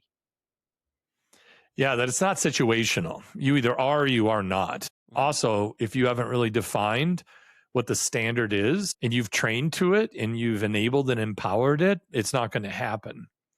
So, holding employees accountable for your failure as a leader is a very common thing. So, like, the right person in the right seat. Now we'll talk about Jim Collins here in Good to Great, like sold 5 million copies. Most people have heard of it, or at least had the Cliff Notes version of it, right? The right people share your core values. They value what you value. Like, they're in it to win it, just like you. Whereas someone with the opposite work style, like, oof, this is, oil and water, positive and negative polarity. And then right seats, in the EOS terminology, we got an acronym called GWC, or get it, want it, capacity to do it. If you live the core values, right, you're the right person, and you get it, you want it, and you have a high capacity to be awesome at it, we're good to go. Most companies are not 90 to 100% right people, right seats. Even profitable ones, certainly ones on the TV show, might be 30, 40% engaged. People actually like it there. They're culturally a match because the company's done a really explicit job to say, this is what's one of our teammates look like. If you're not that, we want you to go and find your people. Most people are overly inclusive. So your unicorns will bite through the fence and eat Skittles elsewhere, chase other rainbows, because you put a jackass right next to them, right? And a donkey, a burro, jackass, I mean, they'll eat bolts, saddles, like the wagon itself, like anything you put in there, they're going to eat it. Whereas unicorns, right? Also four-legged hoofed animals, but they eat Skittles, they chase the rainbow. Like a unicorn is rare. So, like, unicorns don't like to be penned up with jackasses, and I see it all the time. So, like, if we want to create a unicorn preserve, that's like the funny part of it, but that's real. I have teams that are 95% unicorns and 5% junior unicorns. The horn is just starting to bud, but they're no longer eating metal and wood and other things. And really understanding that if your company is in the excellence business and you really mean it, then being consistent with that will culturally be the norm.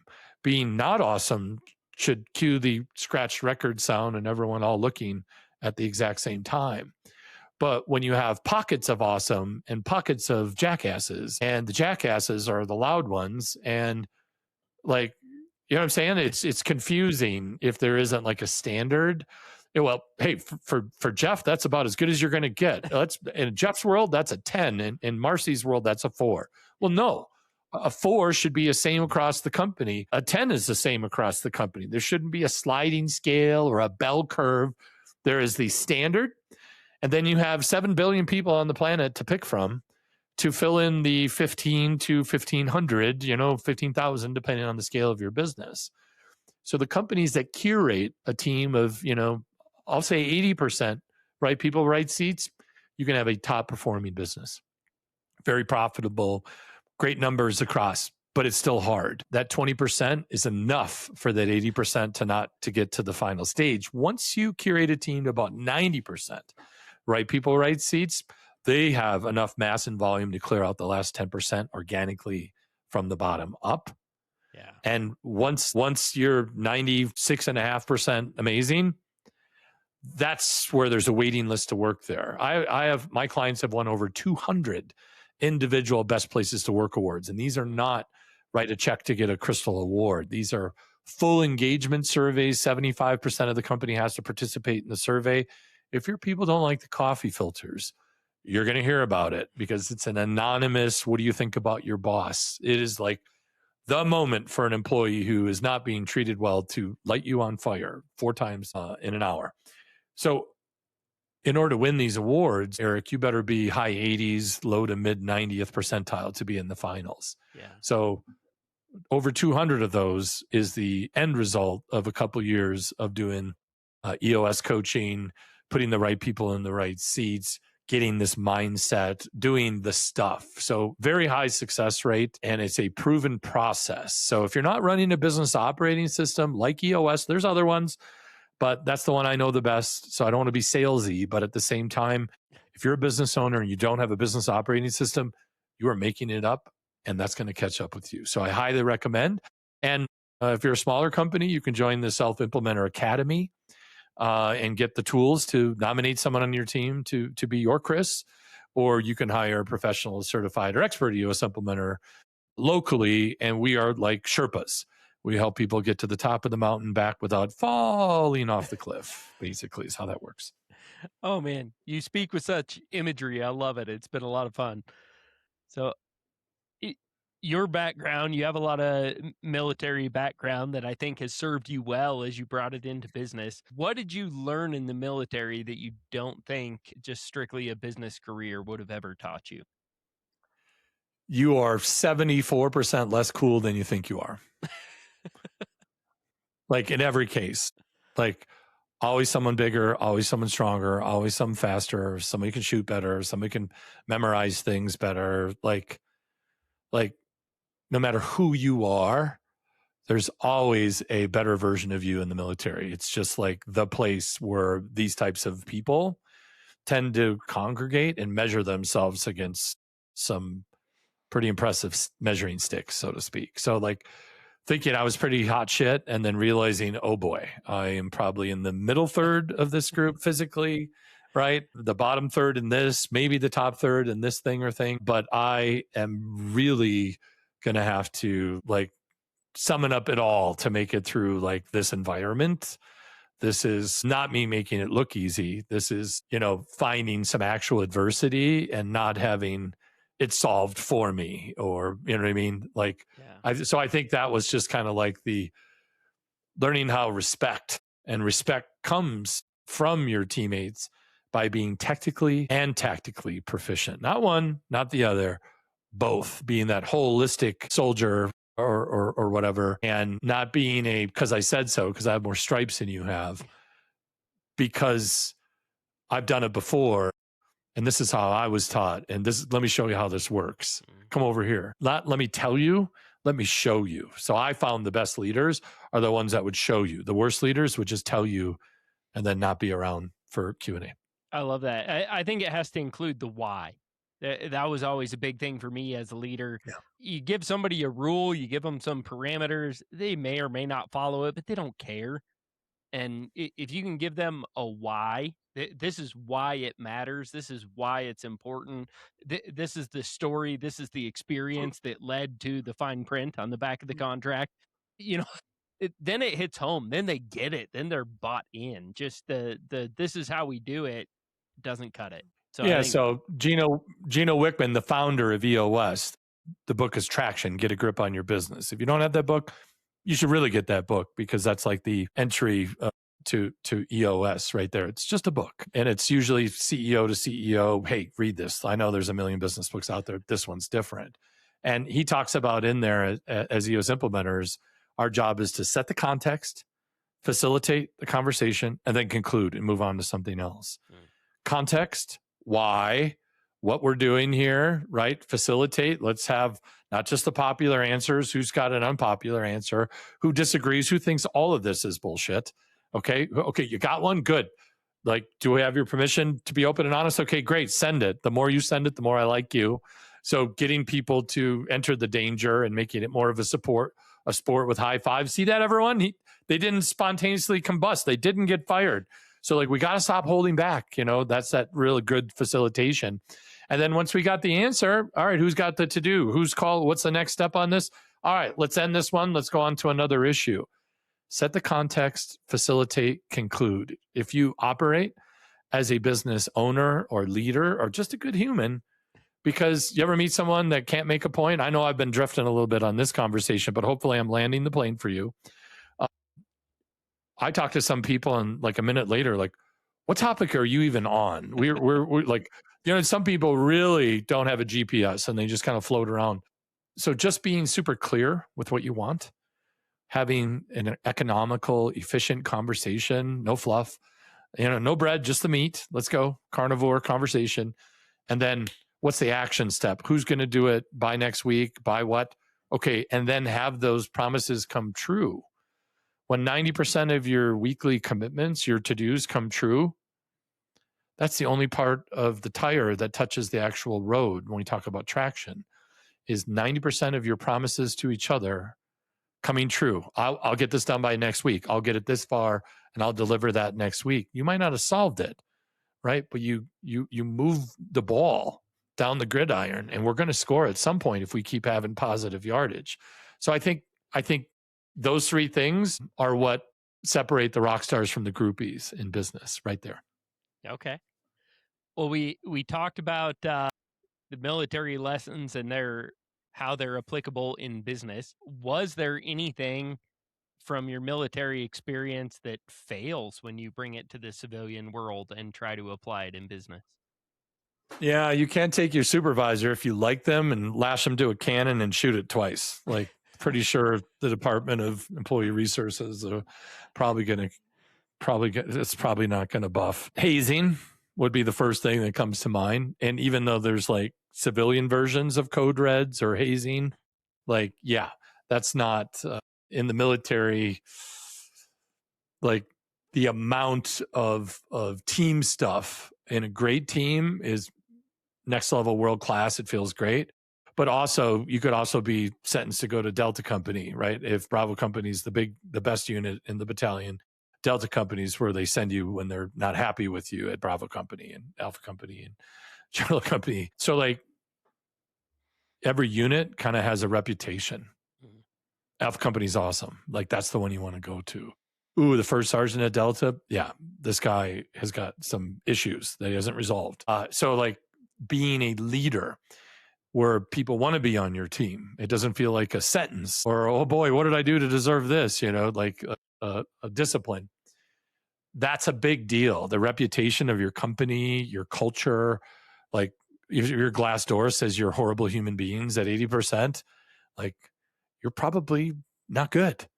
If your Glassdoor says you're 80% amazing, like, that's about as high as praise you'll get from humans today. It's about 80, right? Like political polls, the top is 80, the bottom is 40.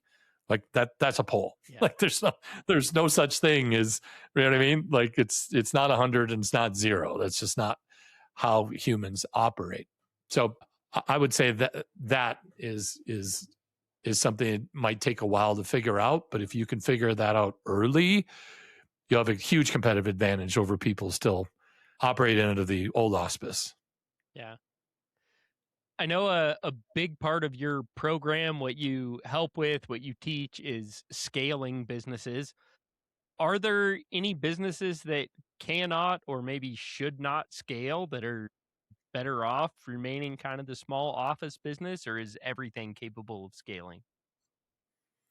Well, I think that's an individual decision for the founder and what works well for them, right? A lifestyle business, I mean, making $1 million a year with no employees, doing what you love, that sounds good. Or managing a $10 million business with 50 employees and it's one calamity after the other, to make that same $1 million EBITDA and then, get taxed on that and all the other thing. Like I ask people all the time, you want a $20 million business that makes 10%, or you want a $10 million business that makes 20%? Like, which one sounds better to you? I already know which one I want. Half the brain damage for the same amount of money. Yeah. Like, let's go. What line is that? Where do I sign up? Yeah. So some businesses are obviously, easier to scale. Some are better to say yourself, but that's a founder thing. And I know private equity gets a bad rap for ruining everything, like veterinarians. Like it's $5,000 to take your dog to the vet. 5 years ago, it was $500. Yeah. So there's a great example where, we're going to inject $30 million into this in order to pay for all these people and advertising and systems and technology. The end user is going to pay. So not everything is being scaled well, if that makes sense, Eric. And I think some things should probably, be better, closely held lifestyle. But once the founder's like, I'm getting too old to do this. I've done this for 20 years. I don't enjoy it anymore. I have this reputation. I have this brand. Some other people could really do great things with this. And, I want to scale my business and then sell it. Then ultimately, you can't sell a job. Yeah. I guess that's the short answer. You can sell a company, and the multiples you'll get are the less the business is dependent on the founder, the more valuable the business is. Yeah. If you slide down the brass pole with your cape on and you put out all the fires 3 times a day, like that business isn't worth much without your hose and turnout gear. Or you might just be an arsonist too, because some people, start fires. The founder is the most disruptive person in the company. And I know that's funny, but, a little less so to the people being subjected to that, who are literally trying to help the founder from not murder themselves every day and keep the wheels on the bus or keep it between the ditches, whatever you want to say. So that's a founder thing, but I don't know off the top of my head any businesses that shouldn't or should be scaled. I'll say that's an individual decision. Okay. All right. Well, this is my favorite question I ask of every guest. Are you a person of a particular faith tradition? And if so, how has that shaped your business, shaped your leadership? Yeah, I think, I was baptized and went through communion, so identify as a Christian. However, there's a lot of flavors of Christians, right? There's a lot of different sects that you could be a Lutheran, you could be a Catholic, you can be a Baptist, right? So it's all JC, it's all Jesus Christ, Father, Son, Holy Spirit, right? The triune God. That's a little bit more on the Catholic side, right? But I mean, religion, by definition, I also have kind of more of a worldly view, because if you meet people with wildly different religions and you talk to them, they're all 100% convinced that their version is correct and your version is somehow wrong. By definition, if everyone's right, you're all wrong. If you understand what I'm saying? So like, This is where I get into like the spirituality, God, source, Ra, Jesus Christ, right? Ganesh, Muhammad, Hare Krishna, John Smith. Like I think of all the prophets of all these different religions, they all say, hey, we're doing it right. Everyone else is doing it. Don't mind these other people. They're just doing it wrong. Try to get them to do it our way. So when I met Mother Ayahuasca, right, and in this voice I'm hearing, well, it's my voice. This is my psyche, right? I choose what I believe, but pretty clearly look around at this beautiful world, like an accident, things banged together and made all these beautiful creatures. Probably not. So like, you know what I'm saying? Is there a God, an energy source, a singular thing that created this? Has to be. What name do they go by? What's on their name tag when you meet them at the pearly gates or some other feature? Don't know that either. So I am, identify as a Christian. We have a great church we go to, but I also don't go with the company line, hook, line, and sinker. I am a critical thinker, otherwise known as a conspiracy theorist. Now the conspiracy theorists are about batting 800 the last 10 years. New name, critical thinker. I like to be a critical thinker everywhere, and I also will do that with religion. So, probably not 100% lock, stock, and barrel, a 100% Christian score. But I think the whole point is you get to kind of do it your own way, and you can't tell me I'm doing it wrong. You can, but I don't have to believe that. Okay. Even if we roughly agree on the book, the story, all that. I mean, I also sit and listen to people who say that religion is just a construct to help the batteries, the souls, not murder each other. Between now and the aliens going to harvest our energy source. Isn't that the Matrix? Wasn't that like the whole concept were batteries? Like, I've seen some sci-fi movies, and there's a handful of them like that could actually be the simulation we're in, right? So like, I know that's a really wacky answer, right? But I'm doing my own thing over here, Eric. I don't even want to be pigeonholed into saying I'm this. I can be all those things.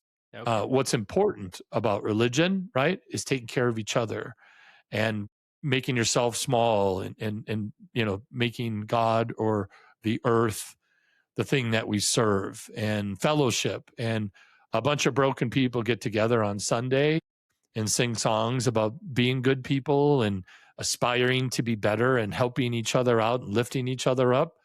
Like, I don't know how you can make fun of that, because so many people get so much from religion. At the same time, religion has been weaponized to murder societies, entire races and creeds. And you could also have a pretty good argument that religion has harmed more than it's done good. So I don't really share any of those particular opinions, but I entertain them all. And the truth is, I don't know. I wasn't there.